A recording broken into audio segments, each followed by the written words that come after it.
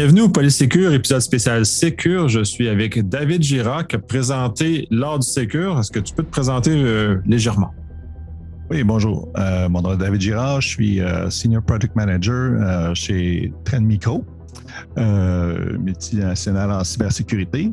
Je m'occupe de la plateforme Vision One puis des solutions XDR. Super intéressant. Puis, tu as profité de la tribune qu'on t'a donnée au Sécure pour venir un peu taquiner le Québécois moyen qui, des fois, a une perception un peu faussée de sa position ou son état en cybersécurité. Donc, on va passer un peu à travers les différents axes que tu as amenés justement des discussions pour qu'on puisse se comparer. Puis, j'espère que les gens vont pouvoir tirer une leçon de pouvoir s'améliorer parce qu'une fois qu'on connaît une faiblesse, on en profite pour s'améliorer par la suite et d'aller plus loin. Donc, le premier sujet ou le premier segment que tu avais abordé, c'est au niveau des attaquants. Comment on voit l'attaquant et comment on perçoit l'attaquant? Au niveau de l'attaquant, on était au même niveau. On a les mêmes attaques comme telles. On a le même degré de réponse qui est pas tout à fait très bon. On voit qu'il y a beaucoup plus de destruction, les attaquants sont beaucoup plus rapides. Donc, ça, le Québec ne fait pas exception. Puis, on n'est pas mieux ni pire versus les attaquants au Québec. Si on prend d'un point de vue peut-être plus spécialisé, parce que j'aime bien certains axes, parce qu'il y a certaines zones dont on va prendre le gouvernement américain, par exemple. Comment on se compare par rapport à eux de façon moins large, de façon plus spécifique? Bon, là, par contre, si on parle du gouvernement américain, on a ceux qui sont au premier plan au niveau mondial. Là, on est un peu en arrière, c'est sûr. Mais grosso modo, versus toutes les organisations non gouvernementales ou gouvernementales, on est au même niveau que le reste du niveau mondial. Le gouvernement américain, ils ont plus de ressources. Ils sont mieux, mais ils ont quand même des victimes. Ils ont quand même des... si on regarde Office of Personal Management, ils ont été breachés 2 fois, coup sur coup. Puis, il y avait quand même des bonnes ressources. Okay? Donc, ça arrive aussi au gouvernement américain, mais eux sont une petite coche au-dessus du reste du marché, je dirais. Oui, mais d'autres, le désavantage qu'ils ont, c'est qu'ils sont beaucoup plus attaqués, justement. Ils sont plus prêts, mais plus attaqués. Fait que c'est un peu ce qu'on voit généralement en analyse de risque pour se placer à la bonne place. Eux sont en plein milieu d'un secteur très difficile de Chicago versus quelqu'un qui est en pleine forêt du Yukon. Fait qu'en termes de différence ou de capacité d'attaque, on ne parle pas de la même virulence de ce qu'ils ont à vivre. Puis ça l'amène à l'élément suivant au niveau de la résilience par rapport justement aux dites attaques. Au niveau de la résilience, là, je perçois le Québec comme étant un peu derrière la moyenne mondiale. Donc, à cause principalement du manque de préparation qu'on voit. Manque de préparation au niveau de la gestion des incidents, manque de préparation au niveau du BCP, donc Business Continuity Planning. Donc, au niveau préparation, on est en arrière. Ça nous enlève de la résilience à ce moment-là. Très intéressant. Puis, parce que ensuite, c'est le point suivant, c'est préparation, mais en même temps, justement, tu mentionnais dans ta présentation, il y a peut-être trop de monde en gouvernance, mais c'est étonnant parce qu'il y a trop de monde en gouvernance, mais en même temps que le monde en termes de préparation comme le BCP soit aussi faible, parce que normalement, on serait attendu que s'il y a tant de monde en gouvernance, on soit du moins sur papier très près, mais ça descend pas. Oui, on voit souvent des pyramides inversées au Québec. Donc, beaucoup de gens en haut de la pyramide, mais pour la sécurité opérationnelle, très peu de gens. C'est là qu'on a des top guns, on a du très bon talent au niveau hacking, au niveau défense aussi. Mais ces gens-là qui devraient être une armée dans l'organisation, ils sont quelques-uns. Tandis qu'on voit une disproportion en termes de budget et en termes d'allocation de ressources au niveau supérieur, au niveau de la gestion de risque et ainsi de suite. Puis c'est là qu'on voit un disconnect parce qu'on voit très peu de reprises après sinistre ou de plan de continuité des affaires. Même chose pour la réponse aux incidents parce que les pauvres personnes en bas sont inondées d'alertes et autres, puis ils n'ont pas le temps de planifier les playbooks ou les processus au niveau de la réponse aux incidents. Ce qui fait que tu n'as pas planifié d'avance, tu n'es pas prêt, tu n'as pas de préparation. Donc là, tu subis quand ça arrive. Ils n'ont jamais testé, par exemple, les plans de recouvrement des backups. OK? Fait que là, quand ils font le retour, les backups, on n'est pas capable de les restaurer. Ça ne marche pas. Ou ils n'étaient pas à jour. Fait que là, il y a seulement 75 des 100 serveurs qui ont été encryptés qu'on est capable de ramener. Donc, c'est ce qu'on voit souvent, malheureusement, dans le marché ici. C'est un peu triste que justement, là, on n'a pas autant, en tout cas, ça ne soit pas aussi de sexiness pour les gens qui travaillent dans les SOC, puis on attire plus les gens dans les volets de gouvernance, parce que fait, comme tu mentionnes, c'est les gens dans les SOC qui font la différence. En tout cas, du moins au Québec, il n'y a pas cette culture-là. Est-ce que par rapport à ailleurs dans le monde, est-ce qu'il y a des cultures qui favorisent davantage justement des endroits qui favorisent plus les gens dans les SOC que ce que j'appelle les gouvernateurs, là? On le voit de plus en plus dans l'entreprise privée en Europe, puis aux États-Unis. Donc, on voit un changement de ressources, mais c'est souvent, ça arrive après qu'il y ait eu un gros incident, malheureusement. Donc, mais ça aussi, c'est un phénomène qu'on voit au Québec. Mais au Québec, on va en même temps grossir encore plus les étages supérieurs. Donc, ça, c'est un peu malheureux. Puis, il y a beaucoup de gens qui ne viennent pas d'un background de cybersécurité, qui se ramassent dans les étages supérieurs aussi. Puis, souvent, le CISO, le chef de la sécurité ou la chef de la sécurité sont pas au même niveau que les autres exécutifs. Ils vont être sous le CIO. Ils n'ont pas directement un accès au CEO de la compagnie. Puis ça, c'est quelque chose qu'on voit partout. Une problématique qu'on voit partout.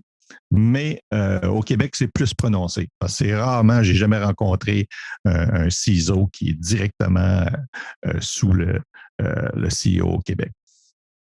Effectivement, puis j'ai même vu une organisation qui avait passé son rôle, n'était pas tout à fait au niveau du président, le CISO, mais il n'était pas très loin.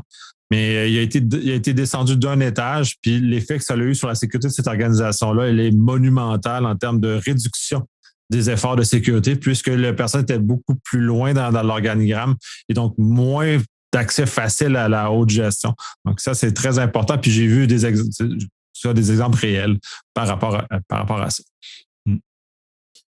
Sinon, là, on va basculer vers les standards et le MITRE ATT&CK qui sont quand même des éléments très importants. Moi, je fonde dans l'essentiel de mon travail sur ces éléments-là, puisqu'il y a des gens brillants qui se réunissent et qui réfléchissent ensemble sur des choses qui nous permettent de mieux collaborer, de mieux avancer notre travail. Et cet usage-là semble être un peu moins présent ici. Oui, ça, on démarque. Même, on a fait un petit sondage pendant la conférence pour voir qui connaissait le MITRE ATT&CK Framework. Puis, il n'y avait pas grand monde dans la salle qui connaissait ça. On n'a pas de demande à ce niveau-là. Pourtant, c'est un des plus gros mouvements qu'on a vu dans le domaine de la cybersécurité. Enfin, on a un langage commun entre les attaquants, le Red Team, le Blue Team pour les défendants, puis les vendors comme nous. On peut savoir qu'un credential dump, maintenant, c'est un T1003. C'est un T1003 pour tout le monde. Comme tel. Puis ça aide aussi à faire des métriques puis à comparer parce qu'avant, chacun des vendors avait un nom pour telle attaque qui était différent. Tout le monde avait son propre kill chain. C'était un peu le bordel. Puis même chose côté des attaquants. Des fois, ils utilisaient OWASP Top 10 pour décrire telle vulnérabilité. Des fois, ils utilisaient un autre.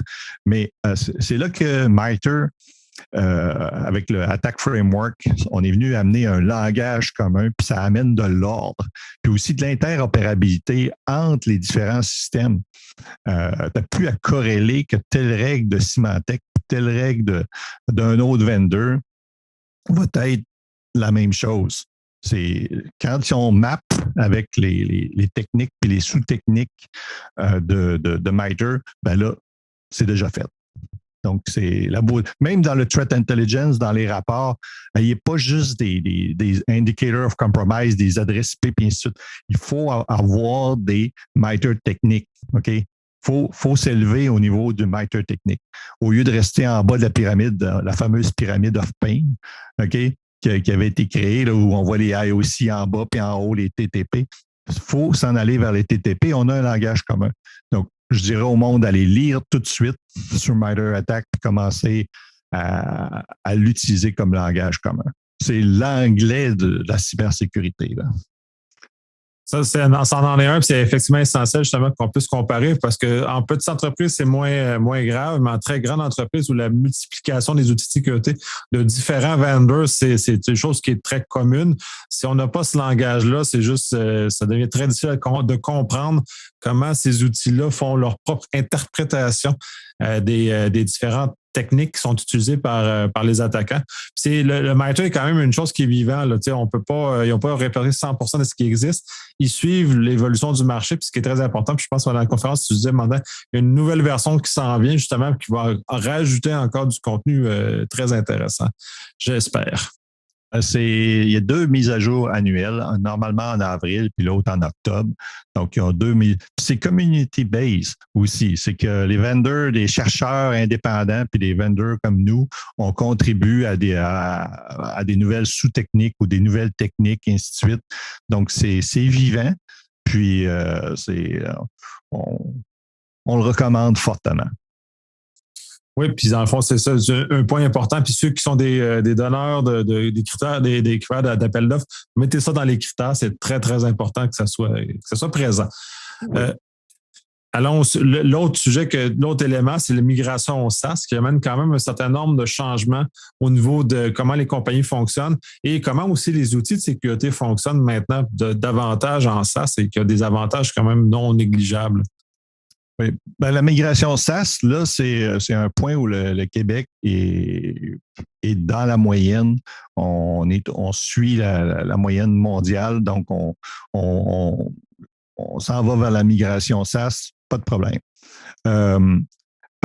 Puis, il y a beaucoup d'effets positifs, comme la résilience, par exemple, qu'on parlait un peu plus tôt.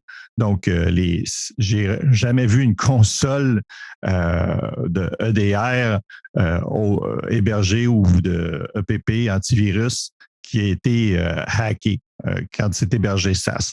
Quand c'est on-prem, ça, on l'a vu à quelques reprises, parce que ça roule sur l'OS qui a été installé par le client, puis si les credentials ont été compromis, ben même la console se ramasse chiffrée. Donc, c'est bon pour la résilience.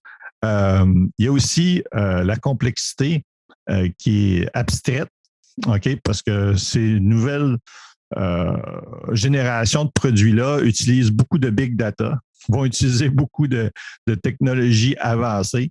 De caching et ainsi de suite pour être capable de passer à travers 1 million de records en 1 milliseconde ou 3 millisecondes pour te retourner les résultats d'une requête de recherche.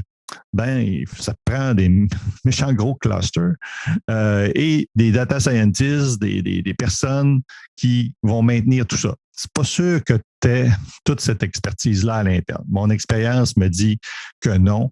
La plupart ont de la misère à avoir des solutions qui sont gérées avec une base de données relationnelle standard qu'on utilisait dans les vieux produits on-prem, par exemple. Donc, pour ça, c'est un avancé. Il y a le côté aussi, tous ces data centers-là de SaaS, ils doivent être 5 ou 6, 9, OK? au niveau de la disponibilité, ce que les gens n'ont pas vraiment dans leur propre data center.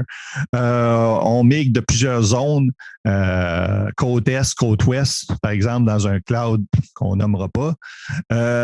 On doit être ISO 27001, SOC 2, NIST 800-53 révision 3 ou révision 4. On doit être aussi faire sûr qu'on n'a pas de données nominatives, donc être compliant, pas compliant, c'est pas un bon mot, pour le GDPR en Europe. Donc, c'est beaucoup plus sécuritaire, je dirais, que la majorité des data centers que j'ai vus au Québec. Puis j'en ai fait des audits de data centers, là, puis j'en ai vu des tuyaux de 4 pouces d'eau passer au-dessus des serveurs, dans les salles de serveurs. On n'a pas ça dans le SaaS, on n'a pas ça dans les clouds comme tel. C'est beaucoup plus sécuritaire à ce niveau-là que la plupart. Donc, moi, je dirais aux gens qui ont peur d'aller dans le cloud, montrez-moi votre certificat d'audit. Il y a entre autres ça, puis de toute façon, ces solutions-là sont faites pour être résilientes. Donc, généralement, s'il y a une panne ou dans un des composants, il y a beaucoup plus de choses qu'on prend des relèves, ce qu'on n'a pas sur site généralement parce que c'est beaucoup trop dispendieux. Mais de toute façon, dans l'ensemble, c'est toujours trop dispendieux sur site de mettre ces énergies-là quand l'effet de mutualisation des cloudeurs permet justement de partager le coût de cette capacité-là, de cette amélioration de sécurité, de résilience sur beaucoup plus de personnes, donc à un coût qui est essentiellement beaucoup plus abordable pour ça. Puis l'autre chose, puis tu n'as pas mentionné, puis je trouve important parce qu'au niveau du XDR, entre autres, c'est que comme on travaille à la maison depuis les 2 dernières années, quand les gens sont à la maison, le fait d'avoir une console centralisée au bureau, quand les gens sont tout le temps à la maison, fait plus de sens. Parce que les gens, les postes peuvent passer plusieurs jours, voire semaines, sans parler à la console. Quand on parle d'antivirus et toutes ces nouvelles XDR, c'est qu'il y a un certain nombre de signatures et d'amélioration des engins de détection qui doivent redescendre, mais qui ne redescendent pas. Donc, mettre à risque ces machines-là. Oui. En fait, toutes les analytiques, normalement, sur les télémétries, tout ça, ça se fait dans le cloud comme tel. Fait que tu n'as pas nécessairement ça dans un... Puis ça, c'est mis à jour plusieurs fois par semaine par les threat analysts ou les data scientists parce qu'il y a beaucoup de machine learning là-dedans. C'est normal. Donc, tu n'as pas ça dans les solutions on-prem, malheureusement. Donc, les gens install and forget. Hein? Ils vont faire l'installation du bon vieux antivirus de l'époque ou du EDR on-prem, puis ils l'oublient pour 3 ans. Puis il n'est pas mis à jour pour 3 ans, ou il y a très rarement des mises à jour. Il y a des mises à jour juste quand ça pose un problème avec, par exemple, ils vont migrer 2-3 ordinateurs qui sont à la maison en Windows 11. Mais ils n'ont pas mis l'agent à jour depuis 3 ans. L'agent, lui, il ne connaît pas Windows 11. Il était fait dans le temps que c'était Windows 10. Fait qu'il faut que tu mettes à jour là, ton agent. Les consoles SaaS sont mis à jour plusieurs fois par semaine, puis les agents, chez la majorité des vendors, sont faits mensuellement. Donc, c'est pas vrai que tu vas être 3 ans en retard comme dans la plupart des bons vieux produits de l'époque. À ce moment-là, tu peux vite t'adapter parce qu'avec le work from home qu'on a eu dans la période du COVID, ben, il y a des gens qui ont dû fournir, des employés de l'État ou même de compagnies privées qui ont dû fournir leur propre laptop. OK? Puis ils ont acheté un nouveau laptop, puis le nouveau laptop il arrivait avec Windows 11. Fait que c'est même plus le matériel est même plus géré par l'entreprise. Donc, tu dois avoir des. Puis là, tu ne peux pas leur dire, ben là, tu vas installer Windows 10 sur ton. Ben non, le laptop, il m'appartient. Fait que non. Toi, ouais, mais nous, on ne supporte pas, l'agent, il ne supporte pas.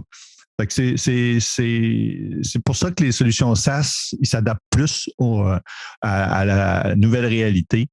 Que ce soit Windows ou même les versions d'Apple ou même toutes les versions de Linux. Mais des Linux en desktop, il n'y en a pas beaucoup à part des gens comme toi et moi. Oui, il faut un certain niveau de motivation pour utiliser ce genre de choses-là. C'est pas encore à la portée de tout le monde d'utiliser un Linux comme desktop. Là. Oui, c'est ça. Fait que, le volet suivant, c'est l'automatisation, qui est justement le volet de réponse automatique généralement, mais qui est quand même beaucoup plus complexe que ça aussi. Oui. L'automatisation, c'est comme dans l'industrie au Québec, dans le fond. Notre industrie au Québec ne s'automatise pas. On n'investit pas dans l'automatisation. En cybersécurité, c'est un peu la même chose. on ne voit pas une grosse demande pour les SOAR, par exemple. On n'a pas une grosse demande aussi pour les API, REST, Webhook ou autres, comme on a dans d'autres marchés. Donc, pour ça, on est en automatisation, comme pour le reste des autres industries au Québec, on est en retard au niveau de l'automatisation. On fait encore beaucoup de manuels. Mais on ne peut plus faire du manuel parce qu'on l'a vu au niveau des attaquants, dans le premier volet, qu'on est passé de 53 jours à 3 jours et à 6 heures pour un ransomware. Donc, si tu ne réponds pas rapidement, ben, tu as plus de chances d'être tout encrypté. Donc, c'est là que l'automatisation des processus, ouvrir l'étiquette, mais aussi isoler les machines le plus rapidement possible, c'est important de... Puis, tu n'as pas, comme on le sait, on a une moyenne de 2 à 3 personnes en cybersécurité au niveau opérationnel en bas. Donc, ils n'ont pas le temps de tout faire. Fait que c'est pour ça que l'automatisation vient les aider à faire les tâches les plus répétitives, mais qui demandent aussi une réponse rapide, surtout le soir, aussi la nuit, parce qu'on n'a pas des équipes 24/7. Tout le monde. Donc, l'automated response, l'automatisation, c'est hyper important. Puis, il y a des standards là-dedans. OpenC2, Cacao. OpenC2, c'est en baisse. Cacao, c'est en montée. Ça, c'est au niveau de standardisation des playbooks, parce que là, tu as plein de vendors, SOAR, qui ont différents formats pour les playbooks. Cacao essaie d'amener une certaine ordre là-dedans pour qu'on puisse prendre un playbook de IBM puis qui soit compatible avec un playbook de Splunk, par exemple. Donc, les deux ont des SOAR, c'est pas juste des vendor sim. Donc, on peut passer d'un à l'autre. Donc, ça, je fonde un peu plus d'espoir là-dessus au niveau Cacao. Mais l'automatisation, c'est rendu un feature. C'est plus rendu un produit. Donc, ceux qui disent, il faut que je m'achète un SOAR. Non, la plupart des outils de sécurité devraient avoir de l'automatisation intégrée. C'est rendu un feature. C'est une fonctionnalité et non pas un type de produit.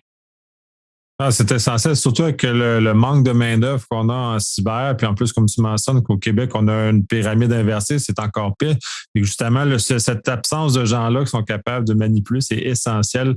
Sinon, on passe du temps, puis tout le côté de la fatigue des alertes, tout ce qui entoure ça. Puis pour avoir été gestionnaire d'incidents à quelques reprises, sans réponse automatique, on ne peut pas juste s'en sortir, on va mourir parce que les attaquants, eux, ont automatisé. Fait que si on n'a pas pas la même vitesse que les autres, on est juste foutus parce que les autres vont rouler à des vitesses qui sont inaccessibles humainement.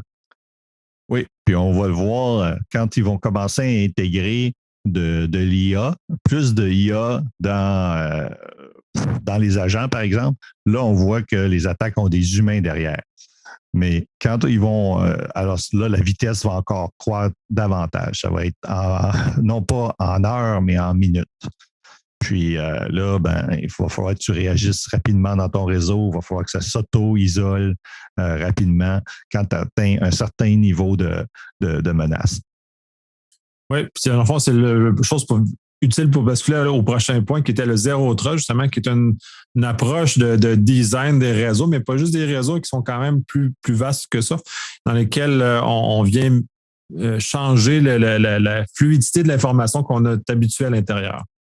Oui, au niveau Zero Trust, le Québec suit la tendance. OK, on a la même demande.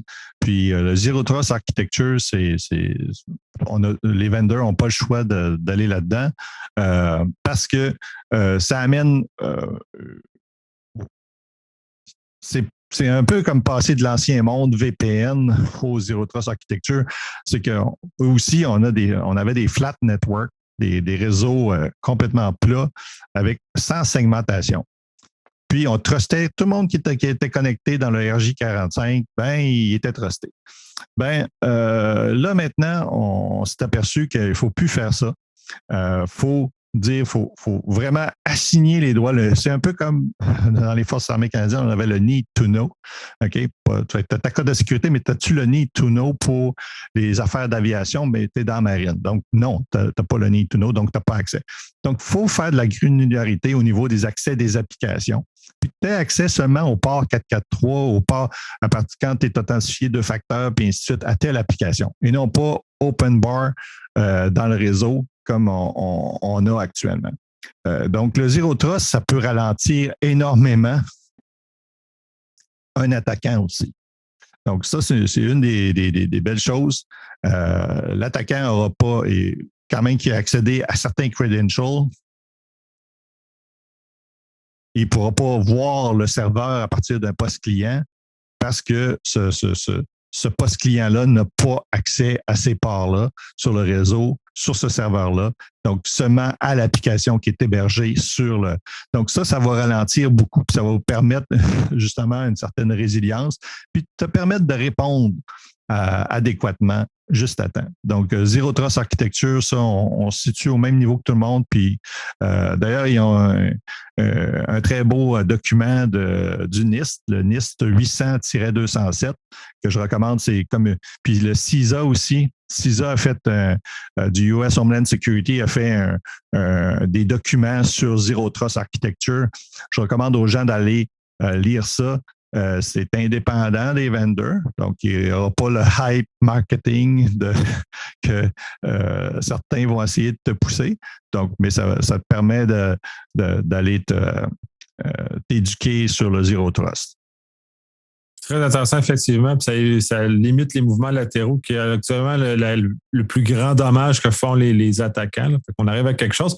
Puis c'est intéressant parce que le point suivant que tu as mentionné, c'est la surface d'attaque, qui est une nouvelle approche à regarder comment on analyse notre posture et voir qu'est-ce qu'on finalement on fait avec après. Là. Oui, la surface d'attaque, justement, on l'a vu, les entreprises connaissent pas toute la surface d'attaque interne, puis la surface d'attaque externe. Donc, oui, il y en a qui font du vulnerability management, donc qui scannent pour des vulnérabilités ou autres, mais la découverte de la surface d'attaque, c'est comme une coche au-dessus, parce que là, on va aller chercher plus d'informations au niveau des endpoints, mais aussi au niveau des usagers. Puis on va attribuer des risk scores ou des index de risque sur chacun des individus, mais aussi des endpoints en fonction des behaviors, mais aussi des vulnérabilités qu'on peut trouver sur ces postes-là comme tels. Donc, 2 postes identiques pourraient ne pas avoir le même score. En fait, vont avoir le même score, mais les usagers, un usager serait plus téméraire sur un poste, puis l'autre usager moins téméraire. L'usager plus téméraire, lui, il va sur certains sites, puis ainsi de suite. Lui, il va avoir un risque, un score plus élevé. Donc, c'est important d'avoir ça. Même chose pour le External Attack Surface, parce que là, on découvre des assets, des actifs qu'on ne connaissait même pas.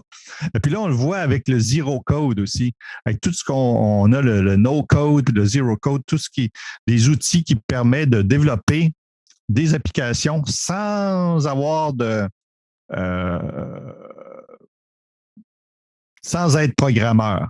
Donc, ça, c'est un peu dangereux parce que c'est là qu'on découvre des fichiers Excel avec des données nominatives qui sont hébergées dans un Google Sheet, par exemple, sans droit d'accès. Donc là, tout le monde a accès aux données, mais il y a quelqu'un au marketing qui a eu l'idée, ou au RH ou autre, qui a eu une idée de se faire une petite application pour automatiser ces processus. Lui, c'est bon, là, il est dans le domaine de l'automatisation. Bravo pour ce côté-là. Mais ça a bypassé tout le département de cybersécurité parce qu'il l'a fait, parce que là, il avait demandé une application depuis 5 ans. Il n'a jamais eu son application. Fait que là, il s'est fâché. Il a fait sa propre application lui-même.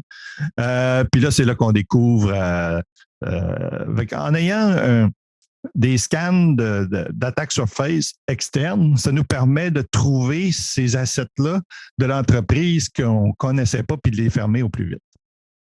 Donc, à l'interne et l'externe qu'il faut faire.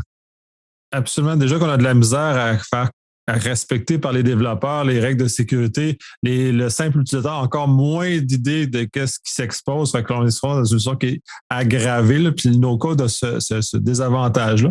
Puis moi, de mon expérience, dans les 2 dernières années au moins, j'ai vu qu'au Québec, on avait de la misère à maîtriser la gestion des vulnérabilités. Fait que là, c'est d'aller à l'étape suivante de gestion de la surface d'attaque. On est pour moi, littéralement pas là. Je vois des balbutiements, mais moi, je vois rien. Mais par rapport à ce que tu vois ailleurs, est-ce que c'est vraiment en vogue ou seulement sur des entreprises de très grande envergure? Je dirais c'est plutôt des entreprises de grande envergure qui sont là, ou encore d'autres qui ont été des victimes il n'y a pas longtemps, qui vont faire leur recherche là-dessus. Puis, il y a quelques petits vendors dans le domaine, OK? Puis, mais je pense pas qu'il y ait beaucoup de clients, ces gens-là. Mais on voit quand même une demande parce que même les plus gros publieurs de logiciels comme nous, on commence à intégrer ces principes-là, ces fonctionnalités-là dans nos offres aussi. Et là, c'est là que et là, on publie ces dashboards, tableaux-là à nos tableaux de bord. En fait, c'est la haute direction à ce moment-là qui est très qui veut voir ça. OK? Parce que là, eux, ils voient que j'ai une exposure qui est plus que mon petit site web. Il y avait un projet qu'on a oublié il y a longtemps, puis qui n'a pas été fermé, puis qui est là, puis qui a des accès. Donc là, c'est ceux justement qui sont en gestion du risque, le CISO, puis et ces gens-là qui vont apprécier de voir la surface d'attaque de l'entreprise. Ça aide le CISO à aller chercher les budgets, je dirais.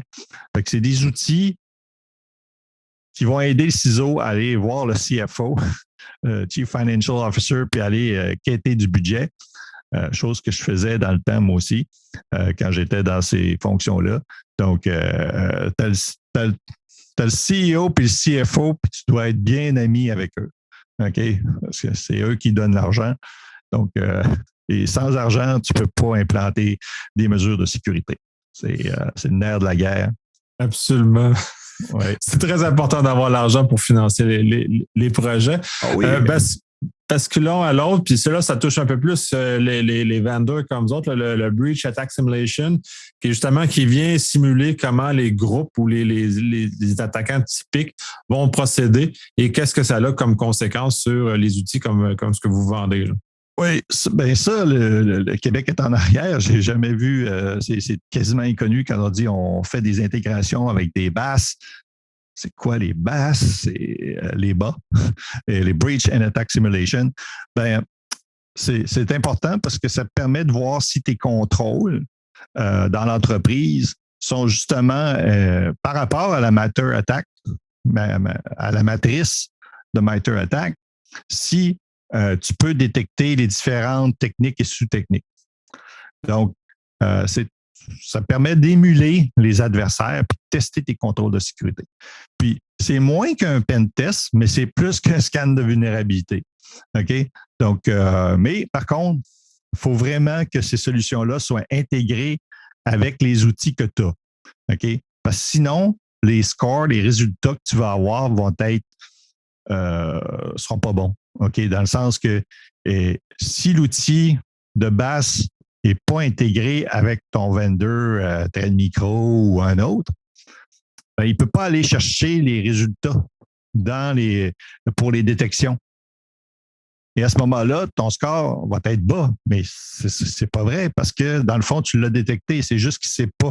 Donc, il faut s'assurer d'avoir des outils BAS qui sont intégrés avec les outils EDR ou XDR qu'on a. Sinon, ça ne va pas donner les bons résultats. Ça va générer beaucoup de gestion de conflits avec tes différents vendors. Puis, tu vas perdre beaucoup de temps à ce moment-là. Donc, c'est bon à avoir, ces outils-là, puis j'encourage les gens à en avoir, mais vérifier que ce soit compatible avec ce que vous avez, ou que ce soit sur le roadmap ou ainsi de suite, parce que sinon, vous allez être déçu des scores. 42 ça se peut pas, 42 de détection. Mon outil, il est pas bon. Il faut que je change tout de suite. Puis quand tu es intégré, là, tu vas avoir les scores traditionnels, 95, 97, 99 puis ainsi de suite. OK? Puis là, ça varie toujours en fonction de la configuration puis des policies que tu vas faire aussi. Donc, le produit, il peut bloquer telle attaque ou la détecter, mais seulement si tu as activé, mettons, l'anti-ransomware. Ça paraît niaiseux, mais il y a des gens qui n'activent pas la fonction anti-ransomware dans certains produits qui ont cette fonction-là. Donc, si tu fais un test BAS pour les top 10 des familles de ransomware, tu ne vas pas avoir le même score si tu actives cette fonction-là que si tu ne l'actives pas. Donc, il y a toujours aussi le côté configuration des produits. Puis là, c'est là que tu vas te ramasser avec beaucoup d'appels au support. Oui, j'imagine, puis par expérience, puis c'est pour ça que je trouve ça très intéressant, ce type d'outil-là, parce que c'est une espèce de contrôle qualité en continu de comment tes configurations vivent, parce comme tu mentionnais, les outils évoluent rapidement, les options de configuration évoluent rapidement, puis des fois, dans des changements des éléments, les gens ferment des fonctions ou oublient d'activer certaines fonctions qui sont comme fondamentales à la qualité de la protection. Donc, ça vient comme rattraper ces éléments-là pour s'assurer qu'on est toujours dans un état de sécurité, que la perception est égale à la réalité. Nous, on veut le ramener aussi dans l'attaque surface, justement. Dans l'attaque surface, on va dire, tu n'as pas activé le behavior monitoring ou le machine learning. Ça a un effet sur le score parce que c'est des fonctions que tu as en termes de protection, mais tu ne les as pas activées. Donc, tu as l'analyse d'attaque surface qui te le dit, mais tu as aussi le breach and attack simulation qui te le montre via une attaque. Donc, c'est bien. Ça ne remplace pas des vrais pentesters. Ça va te prendre tes pentests comme tel une fois ou deux par année. Mais c'est bien de faire ça. Puis, tu peux même faire des exercices avec ton Blue Team et ton Purple Team avec ça aussi. C'est ça, c'est super intéressant, ça mène plus loin. Puis justement, tu as abordé le dernier sujet qui est le machine learning puis l'intelligence artificielle. Oui. Au Québec, on scorait un petit peu plus élevé qu'ailleurs. Il y a des endroits dans le monde où c'est presque inexistant la demande pour l'IA comme tel. Donc, pour ça, c'est un des 2 ou 3 domaines où on était en avance sur le marché des autres. Nous, par exemple, on a une trentaine d'applications de l'AI, puis du machine learning, même aussi du deep learning dans nos applications. J'en ai une douzaine de nouveaux modèles qui sont en cours de développement aussi. Ça fait que croître ce domaine-là. Donc, il faut l'utiliser. Souvent, par contre, on voit que les gens vont l'avoir désactivé. Je ne sais pas si c'est une peur du faux positif ou autre, mais c'est vrai qu'il y en a qui ont fait des faux positifs, comme toute technologie heuristique ou behavior ou ainsi de suite, vont faire des faux positifs, mais faut le tester, il faut demander des changements au modèle. Aussi, si on a un faux positif, il ne faut pas avoir peur d'appeler le vendeur et leur dire qu'il y a eu un faux positif pour faire ajuster le modèle. Puis ça, normalement, ils devraient être capables de le faire dans les jours qui suivent. OK? Ça dépend aussi. Il y en a qui vont avoir des modèles hébergés dans le cloud. Donc, eux peuvent faire des changements très rapidement. Puis il y en a qui vont avoir des modèles hébergés sur le poste, dans l'agent. Là, c'est un peu plus dur parce que là, tu dois mettre à jour des signatures des modèles sur les postes, fait que là, à déployer. Fait que ça peut être un petit peu plus lent. On parle de semaines à ce moment-là qui peuvent être faites. Puis même peut-être plus aussi. Donc, il faut voir c'est quoi que notre vendor supporte. Puis il y en a partout. On en a pour l'anti-spam, il y en a pour même pour le Zero Trust. On a une douzaine de modèles pour le Zero Trust qu'on a développés. Il y en a au niveau l'intrusion comme telle, les contrôles, le mouvement latéral, et comme tel, comme je disais, Zero Trust. Mais ce que vous devez regarder, ça va être plutôt justement différencier le bon du mauvais. OK?